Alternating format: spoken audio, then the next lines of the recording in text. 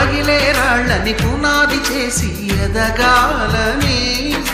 తరిమే వాళ్ళని హితులుగా తలచి ముందుకెళ్ళాలని,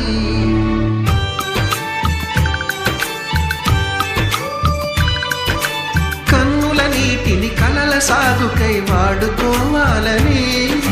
కాచే నిప్పుని ప్రమిదగా మలచి కాంతి పంచాలని, గుండెతో ధైర్యం చెప్పెను,